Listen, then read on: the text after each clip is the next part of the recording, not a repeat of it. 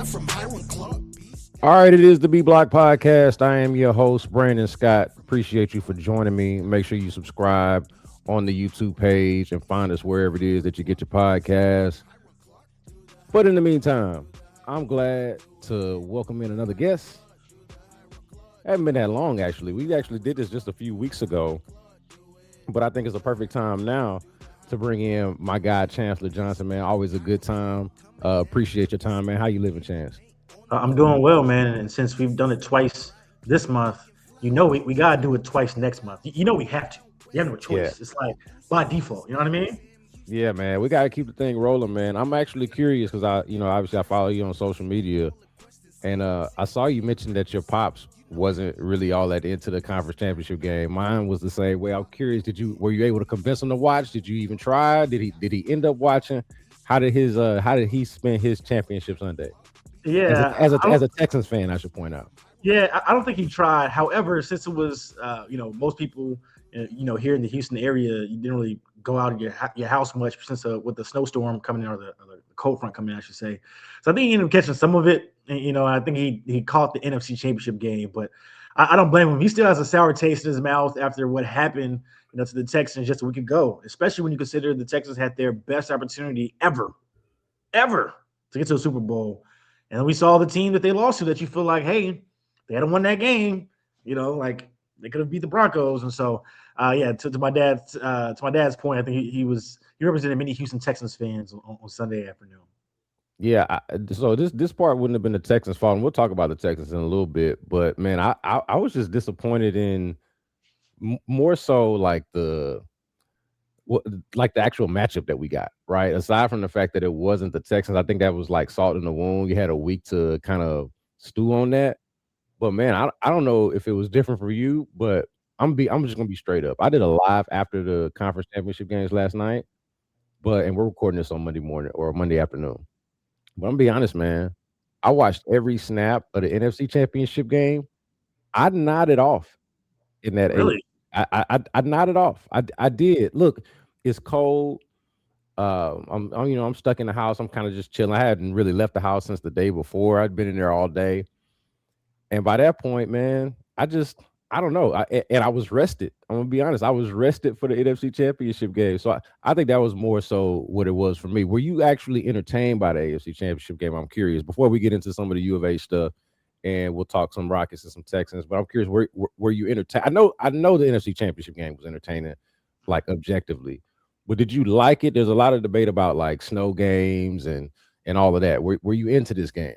What's funny? The reason why I said really is because I thought you were referring to the NFC Championship game because I was like a little bit surprised. I Oh no, thought that no, was right, but then I realized you were talking about AFC Championship game, and I believe me, I understand where you're coming from. It like part of it was snow game. The Texans had lost, and on top of that, you have a backup quarterback. So at first, I tuned in to see like how he was going to fare. I definitely didn't. I watched the entire game, but as far as the intrigue that I had in the NFC Championship game with NFC West divisional rivals, two good defenses, great defense from the Seahawks, and then you have the star power in JSN versus you got Cooper Cup, the storyline there taking on his older team, and then you have Devontae Adams, Puka Nacua, and Matthew Like there was more of a storyline to that one to me than the AFC Championship game, but of course I still like football, so I watched it regardless. And yeah, it was cool. You know what I mean? I figured down the stretch, I think Stidham would be able to get it done, and that's what we saw there. Yeah, man. Look, the stark contrast in terms of intrigue, not just in the star power, but even in just the quality of game. And look, Stidham, I think he had like a nice little stretch there early in the game, gave it his best. But I mean, that turned out to be more of a defensive struggle more than anything. And you kind of got a little bit of a light show in the NFC Championship game. I do want to talk to you about a game that happened the day before, though, because I spent Saturday watching the Cougs take on Texas Tech and love it. And look, man, that is one of the better college basketball games. It's got to go up there right now. It's one of the better games of the year. You had Kingston Flemings going off for 42 points. We're going to talk about him. You had a 30-point double-double from JT Toppin. I mean, Texas Tech won this game. Obviously, we're in Houston, from Houston. We can talk about both. But let me start with this because I'm curious, man. Given how good that game was and how high stakes that game was, I'm curious, man. Are you surprised to see that U of H dropped 4 spots from 6 to 10? I just noticed that, like that to me is surprising, given the quality of game, given the quality of opponent, and just like it seems to me to be like a little bit of an overreaction. Yeah, dropping 4 spots after you lose in a place like Lubbock against a Texas Tech team that has beaten some really, really good teams. 4 spots is a lot. I actually want to go back and see how many Texas Tech dropped when they lost their first game. And so I haven't got a chance to, at the time that we're recording this, I haven't had a chance to like look at all the rankings. So I don't know who jumped who exactly. But just in general, 4 spots is a lot. And it's interesting now that like this is something that if you're a Houston Cougars fan, you actually might have to pay attention to this year because the 1 seed, as we've seen over the past 2 years, I don't know if it's going to be there, and I think it's going to be really hard to get there. At this point, they will probably have to win the Big 12 without maybe dropping a game, and then maybe win the conference tournament as well. Like because now they already have 2 losses compared to some other teams. You drop to 10, like I don't know if you'll get there. So because of that, I feel that to say like now the rankings do matter. Like what is the Kim Pom and the ranking and the net and AP rankings because now you're looking for a favorable schedule when you get to March, right? Because it's a team that can get there, but now like will the committee hose them, put them in a bad region, with other tough opponents. So like now this is the first time in a couple years that Kelvin Sampson tell you he doesn't pay much attention to it, but this is the year he might have to because of just how the results have played out, especially compared to some other teams. So here's the thing that I like about it, though. I feel like, and maybe I say this every year, because and credit to Kelvin Sampson, credit to that program for kind of just upping the ante. It seems like every year, like they're good every year, but it seems like they're even better the next. Tech won this game, but I want to talk to you about Kingston Flemings for a second, because this is one of the best. I don't think it's a stretch to say this is one of the best athletes in the city that we have right now, even at 19 years old.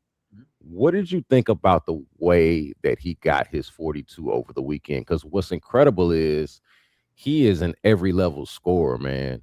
He's going to get to the cup. His three ball's not that great, but he'll shoot it with confidence. The mid range is probably the best part of his game right now. But I mean, it seems like he's got it all. And he's not some kind of like physical specimen. They got him listed at 6'4", 190. I haven't met him in person or anything. He doesn't look like that on the screen.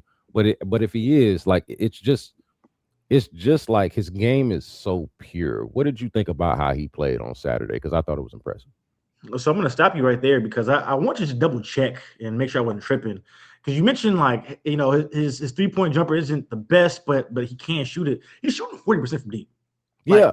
yeah, you know what I mean. And a lot of it like he doesn't play off ball much, so it's not a ton of catch and shoot. A lot of it he might get one opportunity on a Milos drive or one that I saw replaying the film was he got a catch and shoot opportunity off of a missed free throw from JoJo Tugler. He tossed back to him and then he knocked it down off a catch and shoot. Outside of that, it's either coming off a pick and roll where he's decisive and I'm gonna step back and shoot it, or Leighton. There was a couple times too, which is this is really interesting when I watch Kingston Flemings on this U of H team. You have Milos Uzan, who was a conference player of the was an all conference player last year. You have Emmanuel Sharp, who I think is one of the more underrated players in the country. And this late in the ball games, we're like, here, Kingston, here's the ball. You got 2 seniors that are all conference players saying, Kingston, do what you do. We're gonna let you rock. Whatever shot you want, we're gonna let you get it. And Kingston's telling JoJo no screen, right? Where Kelvin is saying, I'm putting the ball in the hands of my freshman and letting him go make a play. And it's just in each game he gets more and more confident. As you can tell, I'm excited talking about Kingston because I get excited watching this film. Because the other thing too, you say he's not like a physical specimen, and he's not, but boy, athletically, his first step is crazy. Where it's just one, and he's gone. And he had a couple plays against Christian Anderson. Man, I'm going off. You got me going, man. Go, go, There's go. a play against Christian Anderson, who's a potential lottery guy as well, where he just one dribble, took 2 dribbles, one between the legs, one dribble pound, and then just glided. I'm talking about like almost Statue of Liberty to the leg. And I'm like, excuse me? Against Texas Tech on the road. So it goes to show you his confidence, the skill set, and to go and get 42 on the road is crazy. That's all I Dude, got. That's all I no, got. no, no, no. I want to go with you though, because in that environment, like Kelvin Sampson talked about it after the game, you got to give that Red Raider fan base credit, the Tech fans credit, man. They packed the house. It was an incredible environment. Kingston Flemings, man, as a freshman, was unbothered, unflinched, unmoved by it, maybe even motivated by it. Who knows? Like he went out there and performed in the moment. And what I love again, like again, we talk about like the three ball. I kind of said that it wasn't his strong. Like he's performing at every level, and then the efficiency, bro. That was what was. I don't even have his numbers up in front of me, but it was 42 on some crazy level of efficiency. That's the thing that also stands out to me. It's not like it's just raw talent. Kind of throw it out there. Like he understands the game. He's a playmaker as well. Like it's incredible watching him figure out that delicate balance of, hey, I'm the best scorer and playmaker on the team, and I actually need to do both. And to be able to do that as a freshman and to figure that out, and again, I know they lost the game, but he is a big reason why they are national title contenders. I feel like, and then kind of to your point about seeding mattering and all that kind of stuff. Like I think that they just simply have the guard play, and I was going to mention these other two guards that you mentioned, uh, Milo Shuzan and Emmanuel Sharp. But that combination of guard play, I feel like really perfectly positions them to play with anybody. They certainly can. And before I get to that, I do want to round home here. We talking about the scoring. He had 42 points, but rewatching the game against Texas Tech, there were a couple things that like didn't show up in the box score. And a couple plays he made where one, he was coming off in like a semi transition and he zipped it from the right corner all the way to the left, hit the shooter like right here. And it ended up not being like he ended up not shooting it because Texas Tech closed out well. But he made a couple of those plays where it was the NBA passes, like NBA skip passes with one hand with live zip. And I was thinking, all right, cool. What if you replace Ramon Walker with Klay Thompson, if you like hypothetically, right? Like it was the Mavericks, or you just replace him with another shooter. And like that's the type of stuff that I know gets NBA scouts excited. Anyways, to your next point about the Cougars and their potential, they certainly can do it. Obviously, it's a tough loss on the road to Texas Tech, but that's the type of team that you're going to be seeing, right? And that's one thing about the Big 12 that I really like is, regardless if you win the conference or not, there's like 5 teams that can win a championship, right? And this will help you be battle tested when you get to March and you see different styles. When you see you played against AJ DeBonsa, so if you have to go play a SEC team that has a star player, you've seen it. If you're a team competing against Houston, you know, like physically and rebounding, you've had to go against the Cougars, right? So it'll help you in March. All these different play styles and with how great the Big 12 is, and Houston is no exception, have an opportunity to play teams like a Texas Tech, BYU, Iowa State, and so on. Man, look, you mentioned the Bonster. Like I want to talk real quick about this game. We're doing this on Monday afternoon again, but you said this, that Arizona and BYU could be a movie on Monday night. Like, just give me a sense for the conference, man. We're at that time of year now where I can fully transition in the hoop. Like, I spend I Welcome. spend I spend yeah, you know, how we spend most of the fall and the winter still in football season, and it got a little NBA, but college basketball kind of sits on the back burner. But I feel like more so specifically because the Cougs are in the Big 12. We got a lot of like energy in the Big 12. That's like the best, got to be up there with the best basketball conference, if not the definitive best basketball conference right now. I would probably say, like you mentioned, it's 5 teams. Give us a feel for the conference and how you're feeling about it. And especially going into this game, I know we're doing this on Monday, but we go from a movie on Saturday to maybe another movie on Monday. What are you feeling about the conference? Wait a minute. Movie on Saturday. That was Houston versus Texas Tech. We're gonna have a movie tonight. At the time we're taping it, this is Arizona, undefeated on the year, Yeah. 20-0, taking on BYU at the Marriott Center, where it is one of the toughest places to play. Their student section is nuts. So that's today, at the time of this taping. And then on Saturday, brother, if Darren Pearson suits up, we get AJ DeBonsa, versus Darren Peterson.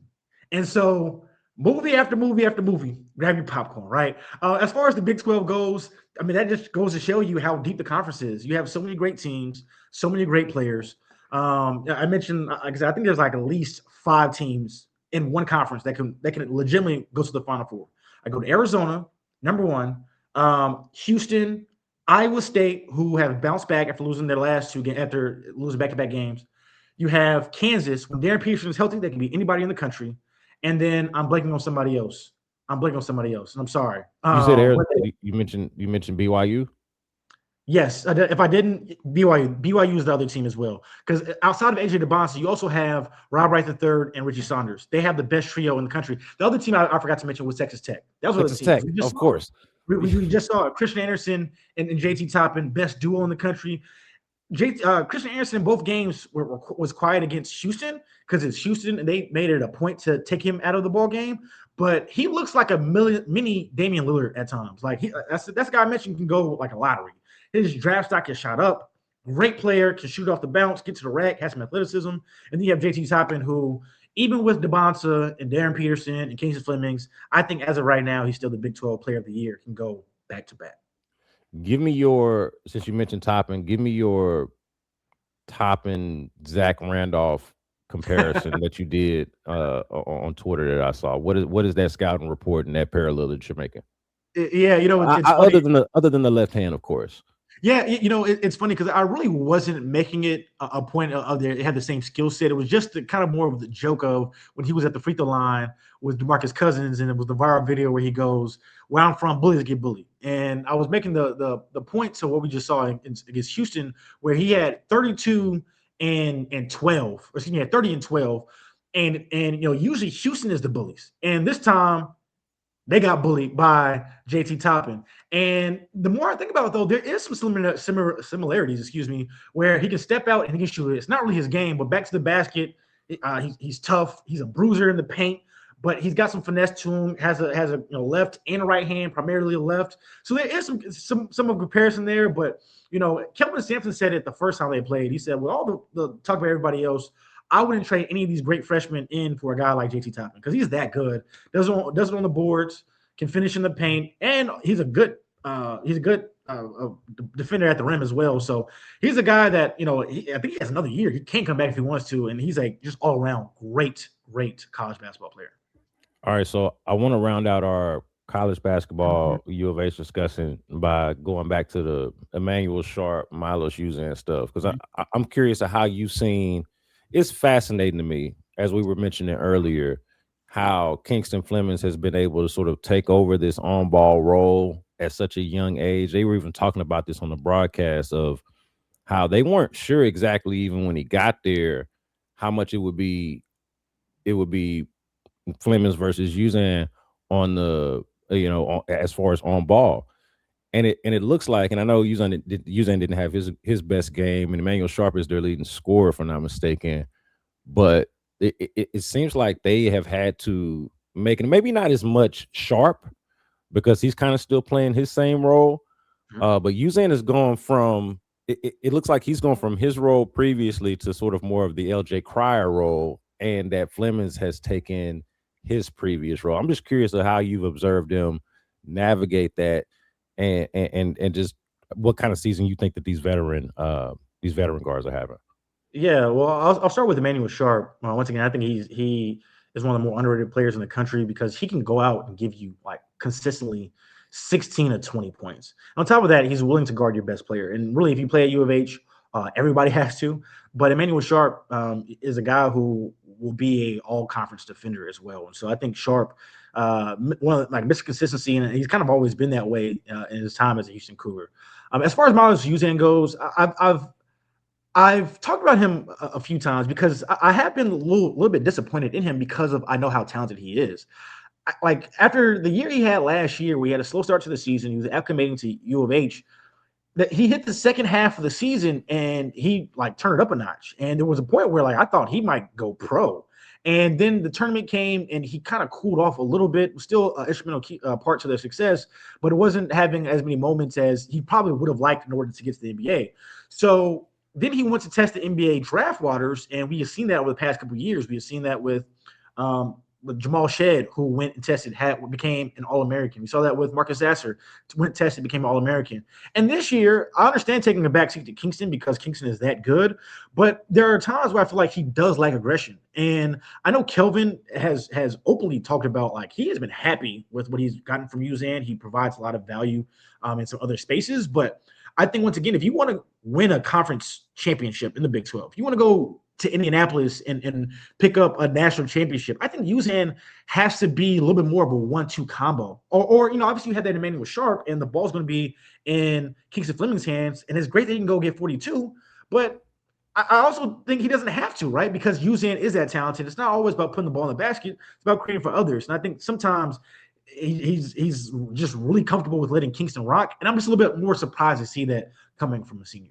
Yeah, same. That stood out to me on Saturday. Like I just thought, and look, no shame in it because Kingston Flemings was cooking, and maybe you just let the chef cook. But yeah, I'm with you right there on wanting to see more aggression. I said I was going to wrap up on that, but I didn't ask you about the other freshman, Chris Sinak, who was actually in foul trouble early in this game, and I thought that was something that actually hurt the Cougs early, was that their bigs were unable to guard without fouling, or at least got in foul trouble. I think JoJo Tugler and Chris Sinak got 2 fouls fairly early in this game, or in the first half of this game. But Sinak is another freshman sort of phenom that they got that's likely a lottery pick or certainly a first-round pick. We'll see. I'm not sure I haven't looked at the mock drafts, but he's talked about in that way, recruited in that way. What have you seen from him so far this season? See, I've seen a lot of growth. The difference between like Kingston and Chris is they're obviously being asked to do 2 totally different things. So Kelvin is comfortable with Chris and what he's able to do, as long as he doesn't have to score a point as far as Kelvin is concerned. Just go out there and protect the paint and rebound the basketball. And I think like his key to success and to becoming a lock in a lottery is to go out and get 10 to 12 rebounds a game, because the talent is still there.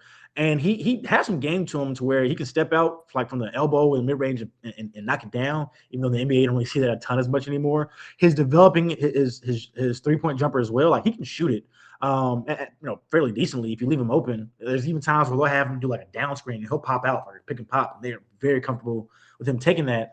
But I think Chris is a key to unlocking this team ultimately, because you still have another month and some high pressure games where Houston was had to play Iowa State, so had to play Arizona at home, so had to play BYU, Kansas, to where like if Kingston is continuing to get better, his confidence is continuing to grow.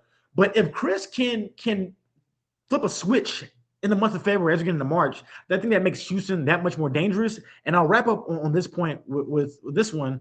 If you look at Arizona, that's what kind of helped Arizona. Cole Peak came out the gate with a 30 ball, 30 and 10 against Florida. And the first couple of games, Braden Burns didn't really do a ton. He kind of was taking a back seat. He's there, another 5-star guard. And then he flipped the switch, and now he's Arizona's leading scorer. And Cole Peak has still kept some of the same productivity. And now you look at Arizona as one of the top contenders in college basketball. I think if Houston can help get some of that production from Chris Sinak or Chris Sinak Jr., I think that'll help their chances as a team overall as well. All right, let's switch over to the pro team in Houston, the pro basketball team that is in Houston. We'll wrap up with the Texans. So whoever's in the audience that wanted to hear us talk Texans, we'll get there. We're working our way backwards here.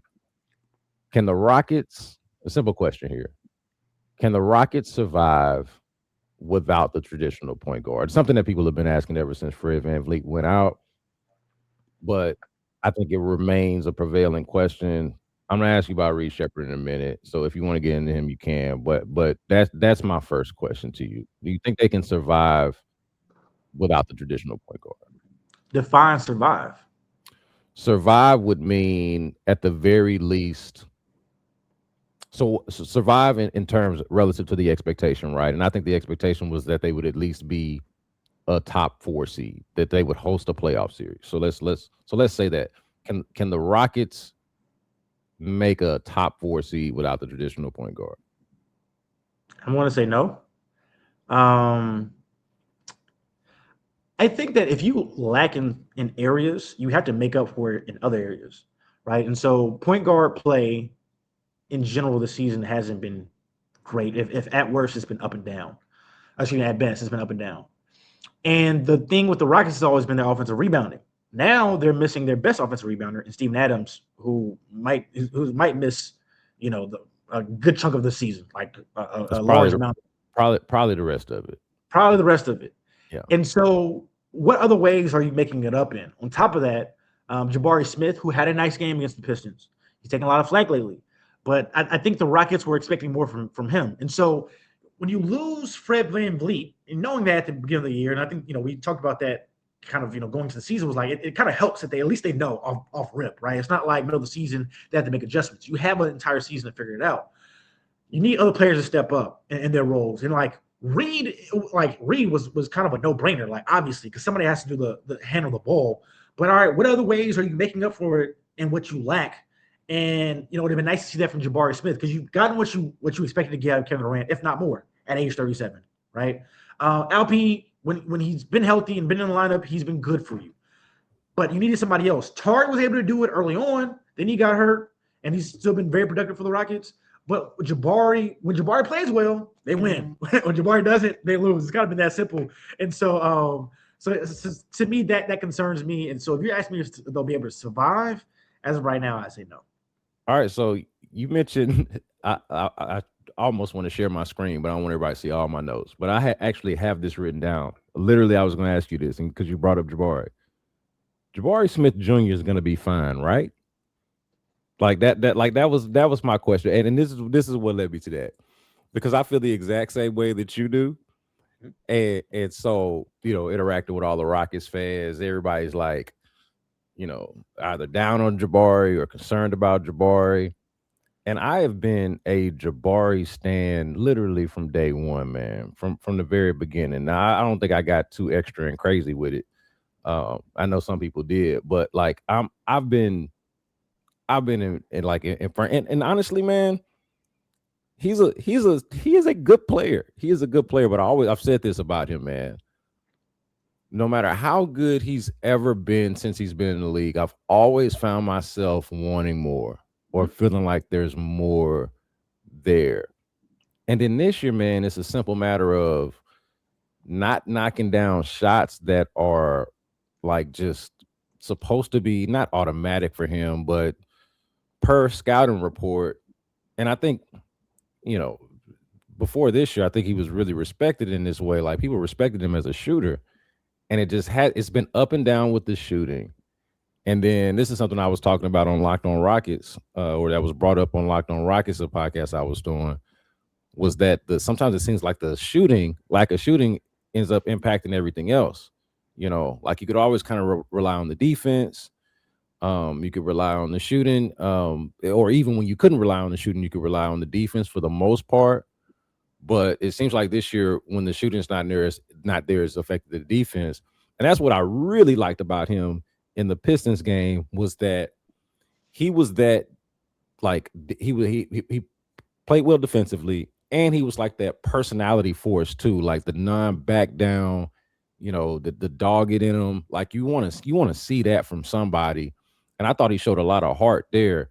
I was like, man, you know what? Even if your numbers are down, I want to see you play more like that. I want to see you play more like have that defensive edge, even if the shot is not falling.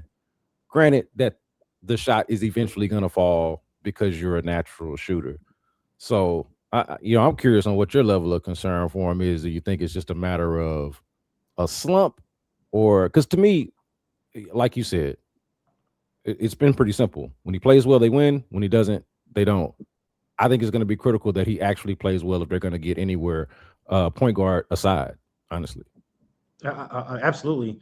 And I think one thing that maybe can make you feel good is last year in the playoffs, in his first go round, he actually played really well. Like, I thought it was Alp and then Jabari. I was left feeling pretty good about his one and only series and time in the playoffs. So people thought he was underutilized. They wanted to see more of him. That was the conversation, right? Yep. And so, maybe that buys him a little bit more goodwill when you're able to do it, show something, in the heightened environments. But to your point about the shooting, like this, he's shooting 34% from deep. And the problem is a lot of these are open catch and shoot. You look at some other players who around the league, I think the league average is like 35%. So he's shooting below league average. And it is an issue for a prospect coming out of college. He and Bruce Pearl was saying he was the best 3-point shooting big in college basketball, like the game had ever seen, right? And so I remember that because I asked Bruce Pearl about it, and he made that statement.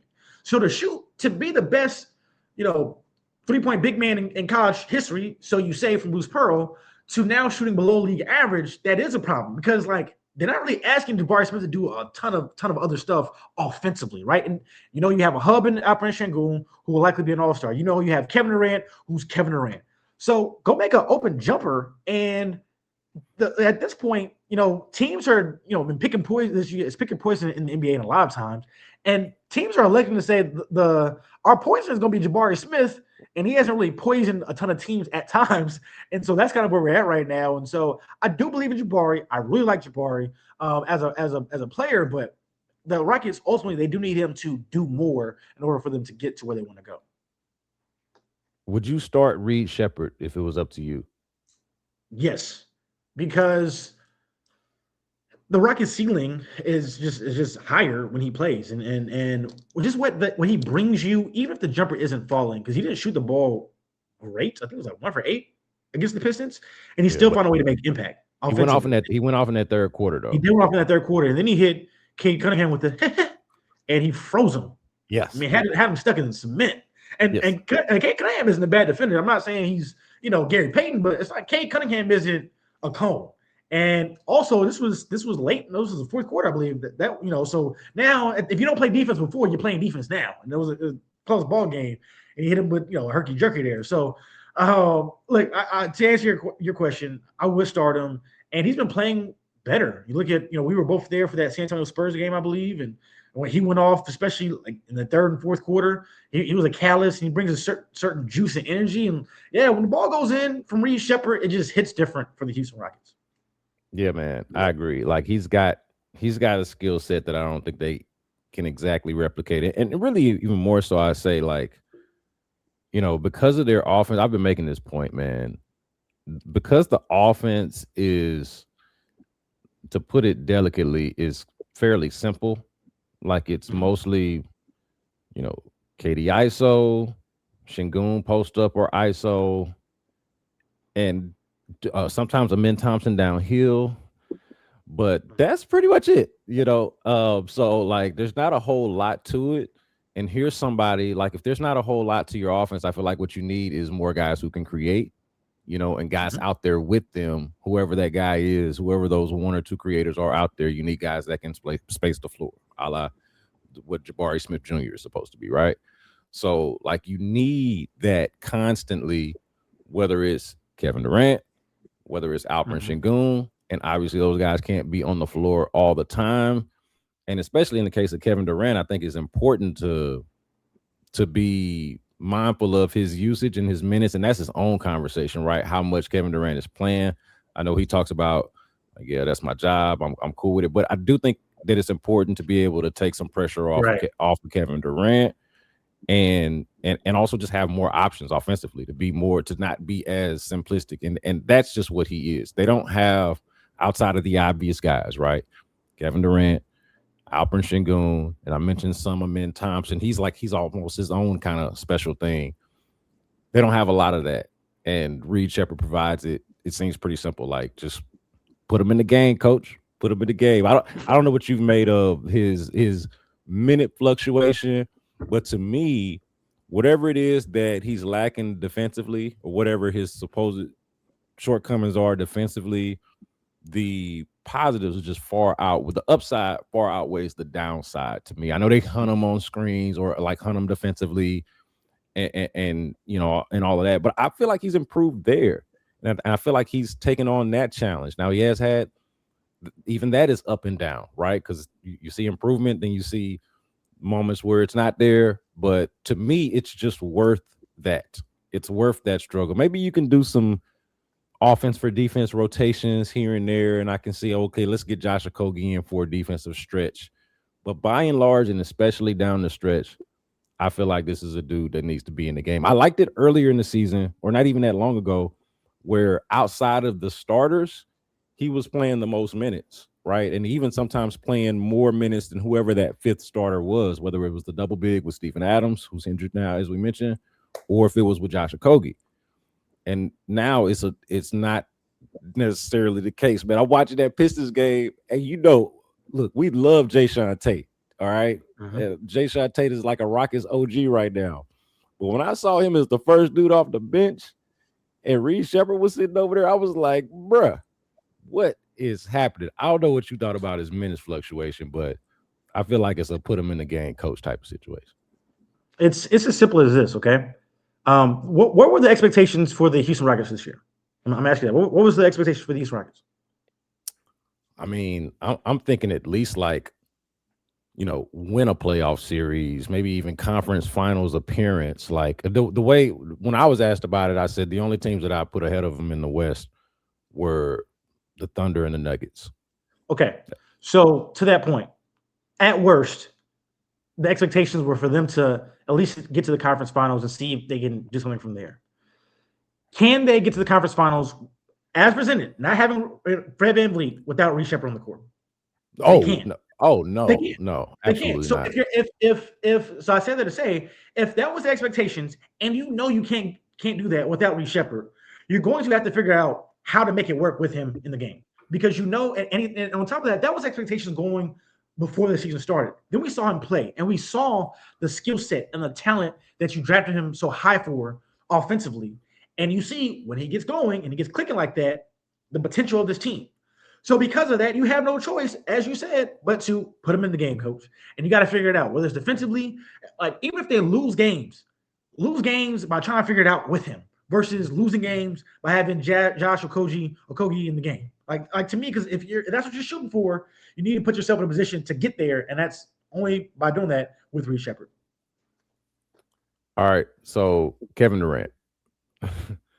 I mean, I don't know what else we can say about Kevin Durant that hasn't already been said. We don't have to introduce the audience to Kevin Durant, but I'll ask you this: do you think he should be in the MVP conversation? I'm saying because the minutes, the production, the efficiency, the importance. I mean, this team, like, there's no way this team is even like we're even talking about this team right now if Kevin Durant isn't performing the way that he is.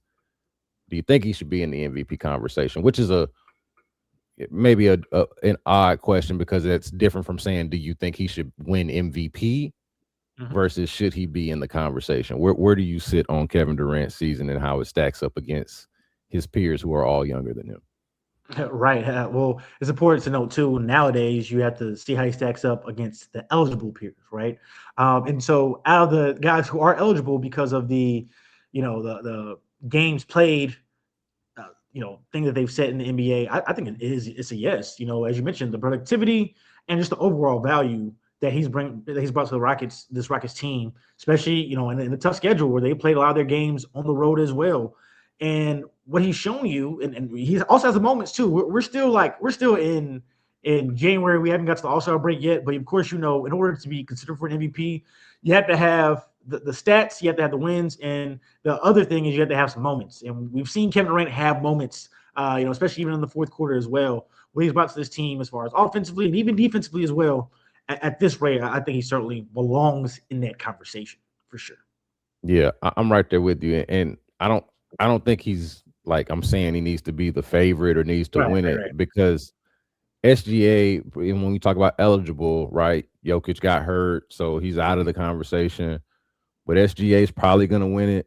I think Luca and Kate Cunningham are like in the conversation. Giannis is out officially. You're going to be out Giannis is before out. they determine the wins. Jalen Brown's had an incredible year. Um, Yeah. yeah, look, Tyrese Maxey's been incredible, but like Anthony Edwards has been really good. But I think that he's right there in that conversation with all of those guys. Like maybe SGA is a cut above everybody at this point, but maybe I would say after that. So to that point, the MVP is probably just going to go to SGA. Right.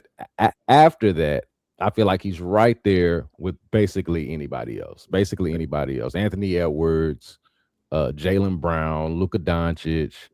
I think it's right there. Okay, my last thing on the Rockets. Amin Thompson. I was a little bit disappointed with how he started the season because I thought he was missing way too many bunnies, way too many easy shots that should be easy for him. And I'll be damned, almost as soon as I was like started complaining about that, that became like a Mhm. non-issue. And he's been incredible ever since. I'm curious of what you're seeing from Amin, especially in his both increased role. Like I would say his role was going to increase no matter what, but then it also changed a little bit because of what they lost, because of the Fred VanVleet injury that we all know and mentioned. How do you feel like he's made that adjustment, and what do you think about how he's playing right now? I think he's playing well, and I'm with you on that. I think earlier on to start the season, they felt like you kind of were wanting more from him in, and he was still playing overall pretty well. But you just knew as they were trying to figure things out, adjusting with Fred Van Vliet, you're going to need more from him. And then since then he's played really well. From last year to this year, he jumped from 14 points a game to 18 points a game, and he's still a terror in transition. The guy defensively as well. I like what I see from him, and it's too bad. Like I think he's over the past couple of weeks, he's put together even like an all-star case, but he won't get it. And I'm not saying he should, but because with how so many great guards, even forwards, have been this year. But from what I've seen from him lately, it's been much more improvement from where we started to get here. Yeah, no doubt. All right, so let's wrap up on the Texans here. I'm gonna ask a fairly simple two-part question. Who's to blame for the Texans not being in this game right now in this Super Bowl? Like, where would you, and not just like a finger pointing, but like more in from an accountability sense. Like, why aren't they there, and what do you feel like they need to do to get there next year?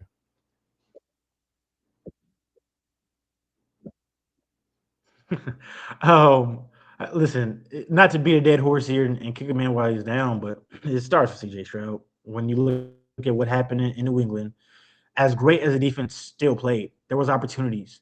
And if you go back in that game, there was a 10-point swing from CJ Stroud, where I think it was the defense, they forced a turnover and they were already above, midfield. And at worst, you have one of the best kickers in the game, Kynie Fairbairn, who's been, swinging the leg, well this year. And he had the interception, and then he had the pick six. So it might actually been that possession there. And so you look, that's a 10-point swing. And it's just such a shame because I feel like with CJ Stroud, the criticism has gone overboard. Like he's not this like what you saw against the Patriots and even against the Steelers is not who he's been. And even like this past year, it wasn't what we've seen over since his rookie season, but it's not like he was a bottom five quarterback. Like this isn't who he's been. And I've been a little bit like frustrated to see like that become the narrative that CJ Stroud is almost like this irredeemable, talentless guy who just turnover prone. You can't trust him for anything. Like I just feel like it's been unfair. But your question is, where does the fault lie? And to me, it is on CJ Stroud because he is supposed to be your franchise quarterback. You can ask, well, should have been on D'Amico Ryans for not maybe pulling in for Davis Mills. But at that point, like, am I supposed to sit here and tell you, oh, Davis Mills would have got it done? I can't say that. Now, maybe before the game started, but at halftime, like, I don't think putting Davis Mills, the game changes and he goes and wins that game. And so, that's the first part of your question. The second part is, I think at this point, you do have to continue to build around him because he's not going anywhere this offseason. You can put the Joe Burrow, mock-up trades up. It's not happening. And so I think, like, listen, he's shown that when you protect him well, the talent is clearly there. You give him a run game, the talent is clearly there. He does have he's shown to have success in that. Go out there and get him a better run game and continue to build around him. And then this year, you're going to know, is he going to be the franchise guy long term or not? But this idea that they should just cut bait completely with CJ Stroud, I ain't going for it. Yeah, no, that's actually insane, and it's especially insane for now. I do understand people seeing that moment and feeling like, okay, now I'm a little hesitant about the investment in CJ Stroud. I think that that's like a fair reaction, but That's fair. also if you're a Texans fan, like you shouldn't have like amnesia about what it's like to be in QB purgatory or QB hell, however you want to look at it.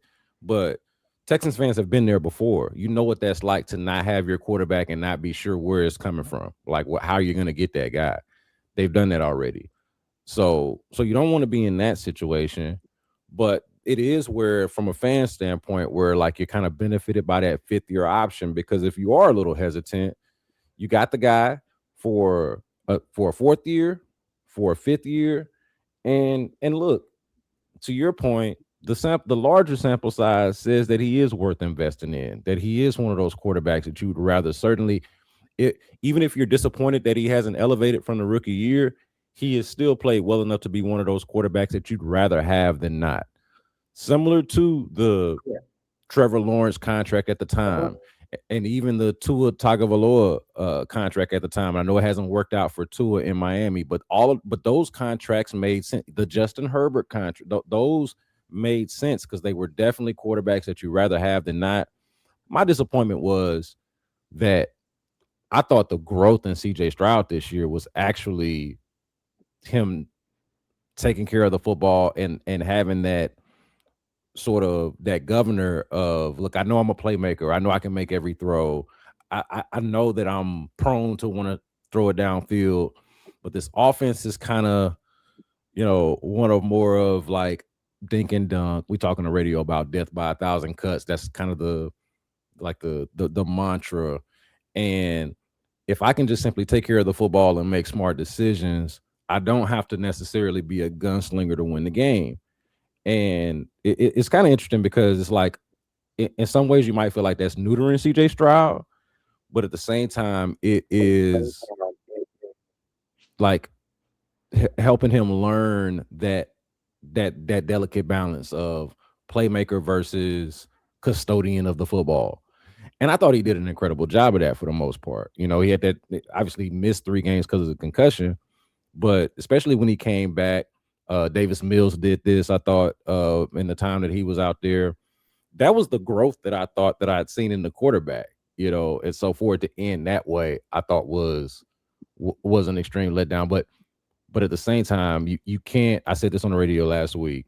I'm balancing, and I think a lot of fans, the rational ones, are balancing accountability with appreciation, because you want to try to do both. You want to say, "Hey, man, you the franchise QB. It can't look like that in moments like that." But at the same time, you want to appreciate, man, they won 10 games. Man, they had the best defense that I've ever seen in this city. Man, the quarterback, half the league would trade situations, right? There's half the league that's looking for a quarterback. You actually have one. You just got to build around them. And I think your point is sound too about the run game. Like watching Seattle yesterday, I'm watching Kenneth Walker go off, and I'm like, man, it would have sure been nice if the Texans had that. So I think you can hold CJ Stroud accountable at the same time, demanding that the offensive infrastructure be better around him.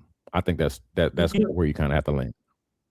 yeah, to that point about the appreciation part, like yeah, it's like you mentioned holding your QB accountable with appreciation that hey, we won 10 games. But I understand, and I know you're not saying this, but I understand the frustration of fans because you look at it's a missed opportunity, right? Yeah, If you're the Rams after that game, like you got beat. It was a tough game. You feel like listen. It came down to a couple plays here or there. Obviously, you had to play where on special teams. You muff a punt, they go back, and immediately they score a touchdown, right? But it's the fact that it is supposed to be a franchise guy, and you were the reason why we lost. If you're a Texans fan, right? Like there's everybody knows it. There's no way around it. If CJ Stroud plays better, the Houston Texans win that game, and not just yeah, plays better, just play at a more competent level. The Houston Texans win that game, and then you go to Denver and you like your chances there, and you can do something and just give yourself a chance to do something that's never been done before, and that's not just reach a Super Bowl, but to win one. And so, I understand like the NFL. Like I'm for me, I'm trying to find a balance of having patience with your franchise QB, because I definitely have more patience, probably more than others. At the same time, recognizing, there's no guarantee that the Texas defense will be able, to play at this high of a level next year. They should. They'll have the roster coming back. But what happens, like, if you think about it, defensively, they were pretty healthy.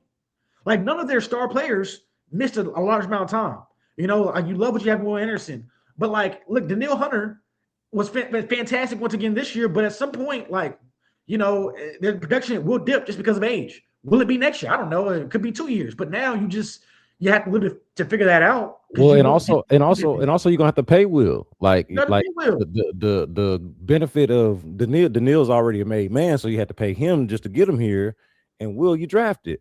Well, Will is now becoming basically what he's gonna be as expensive, actually more expensive than even Daniil was. So like that now it's that math problem of, okay, you're gonna have to pay Will, you're gonna have to pay your quarterback, right? And you're already paying your corner. Yeah, you're already paying your corner and your wide receiver, and the wide receiver's now on a bargain, right? Because of when you gave him that deal, he's now shown that he's even better now, right? So at some point, that's going to be the issue of, like, when you talk about the opportunity wasted. Can the defense play like this year in and year out, or even replicate it? Like that's a tough ask. And can you continue to put together this type of team where so much of it is, and that's going to come down to the draft. Like, if they can replicate their draft, then I guess it's a moot point, because they'll just keep bringing in guys like Kamari Lassiter and Will Anderson. But it's not like those guys grow on trees. And it's not like you're going to be, I know Kamari was a second round pick, but it's not like you're going to be bad enough to be picking guys that are of the, let's say, Will Anderson, CJ Stroud caliber, right? You're going to be having to get that guy at the end of the first round, or doing the Nick Caserio thing where he trades a bunch of picks and doesn't pick until the second round or whatever. The last year. Yeah. Hey, he likes to play chess with that board. But yeah, man, I just that is the big thing, man, is the missed opportunity, and the feeling that not just your own missed opportunity, or an opportunity from your standpoint, but also the way the league was playing out. Because, again, the Patriots went out to Denver and won a 10-7 game against Jarrett Stidham, which feels like, to me, you tell me, because the story of the Patriots right now is their defense, as much as Drake May has talked about, but the defense is what has really come through for them, at least in the playoffs. But a 10-7 win in Denver feels like a Texans kind of win. Like that it feels like exactly the thing that if they had won that game, that's what they would have gone to Denver and done. Won like 10-7, 13-10, 17-13, somewhere under the 20s, especially in that kind of weather, but with a defense built to play in it. Absolutely.